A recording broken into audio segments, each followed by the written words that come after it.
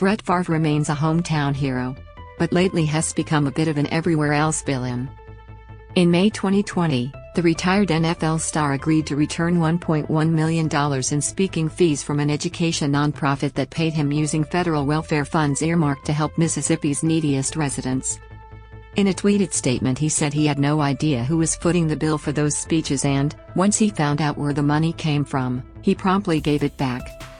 "I have spent my entire career helping children through Favre for Hope, donating nearly $10 million to underserved and underprivileged children in Mississippi and Wisconsin," he noted. "It has brought a ton of joy to my life, and I would certainly never do anything to take away from the children I have fought to help. I love Mississippi and I would never knowingly do anything to take away from those that need it most."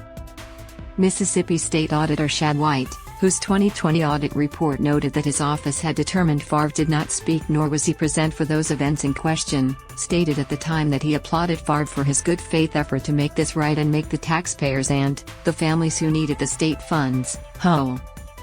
Now, however, Favre is one of 38 people and organizations named as defendants in a lawsuit filed in May by the Mississippi Department of Human Services over $24 million in misspent welfare funds.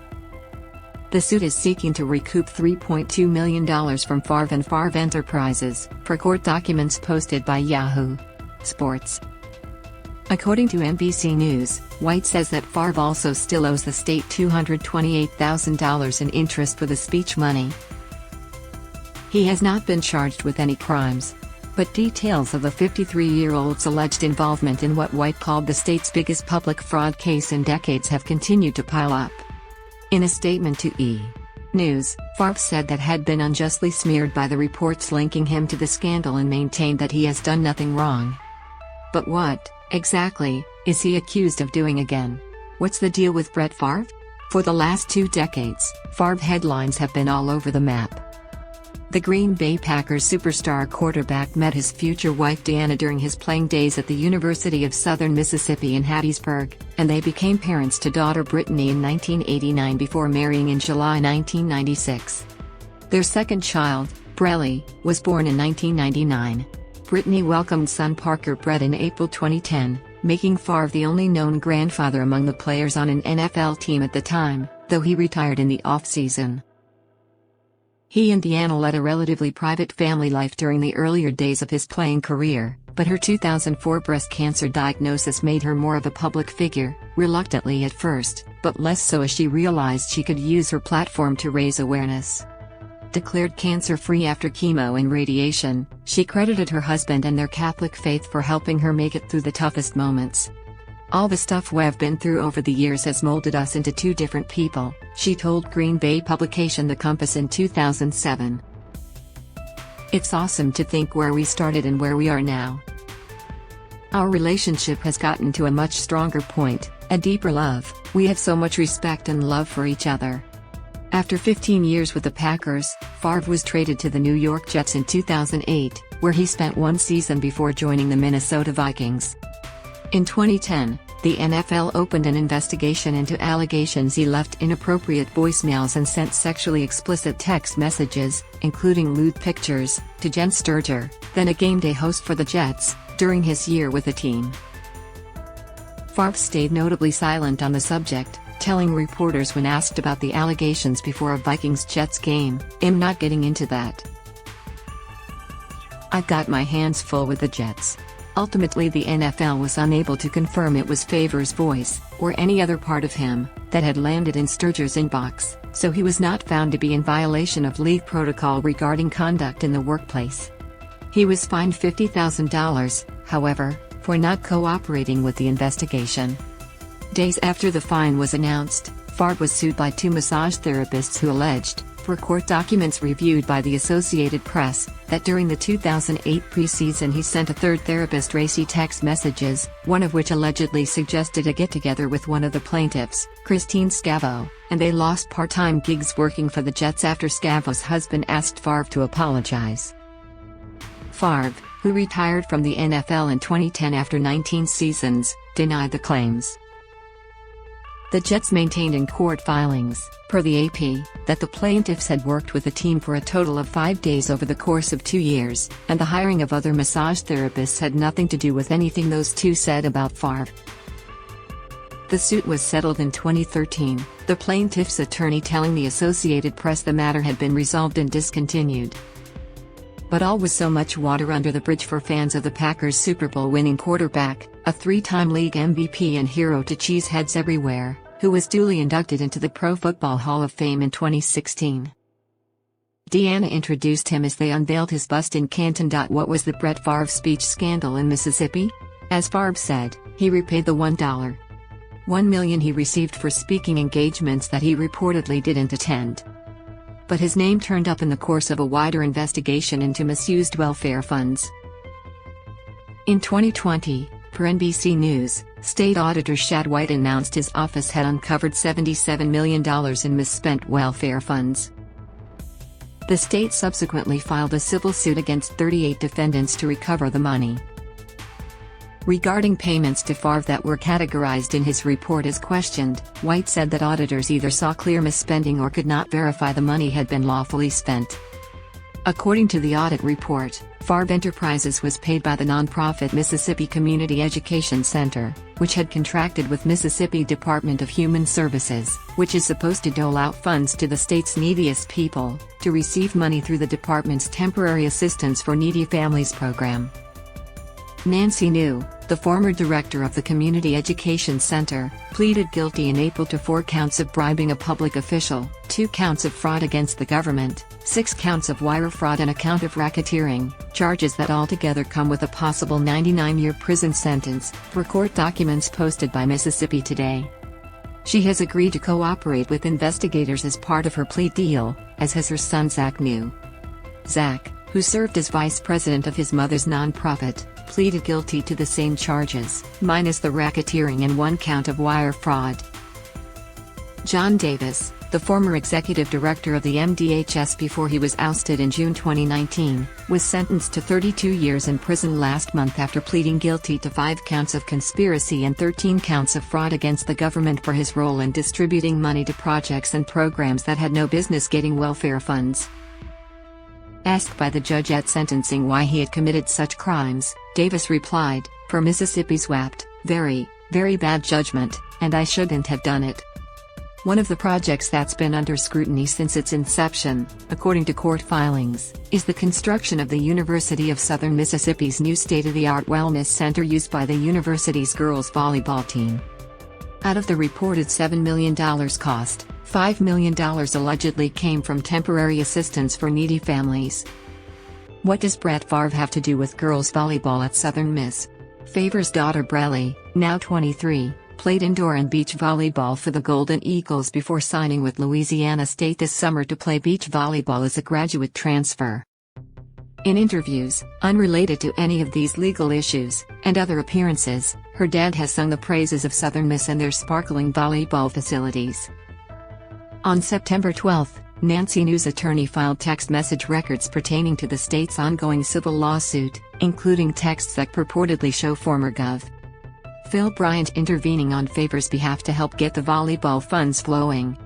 Per the filing reviewed by NBC News, Favre asked Nancy in an August 3, 2017, text, "If you were to pay me, is there any way, the media can find out where it came from and how much?" To which she replied, "No, we never have had that information publicized." "I understand you being uneasy about that though," she said she'd get back to him after talking to some of the folks at Southern. The next day, she wrote to Favre, "Wow, just got off the phone with Phil Bryant. He is on board with us. We will get this done." A text in the filing from Bryant to Nancy on July 16, 2019, read, per Mississippi Today, which was first to report on the text exchanges, "Just left Brett Favre. Can we help him with his project? We should meet soon to see how I can make sure we keep your projects on course." Another text shows Favre offering to make paid fundraising appearances, so he could talk up the volleyball building, to supplement the $4 million initially approved by the MDHS. The 2020 state auditor's report showed Nancy's nonprofit paying $2.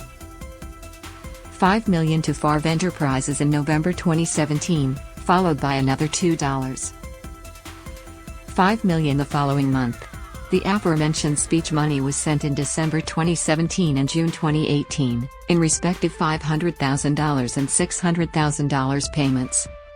In the September 12 filing, for Mississippi Today, Nancy's attorney alleged that MDHS executives, including the governor, knew what Favre wanted and participated in directing, approving, or providing Favre MDHS funds to be used for construction of the volleyball facility.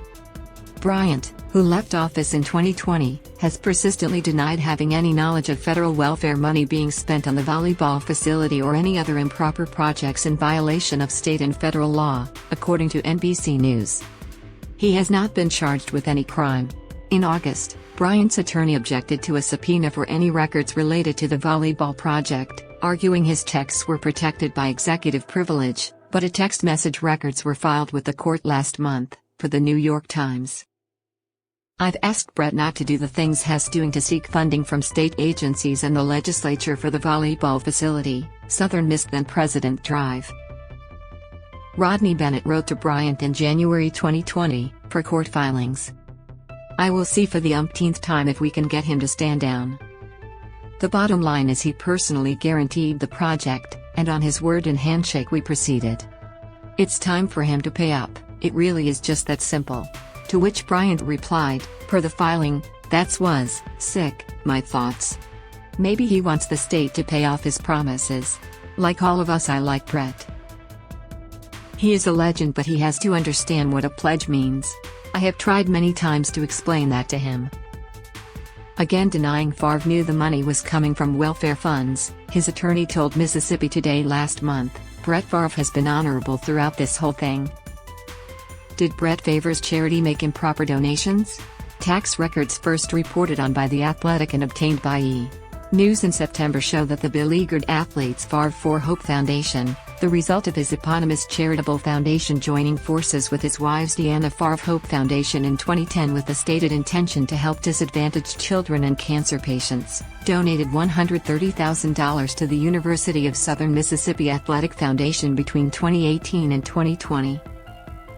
Per the tax records, Favre for Hope gave $60,000 to Southern Miss in 2018, while its next highest donation that year was $10,000. In 2019, the Special Olympics of Mississippi got $11,000 from the charity, while the university got $46,817.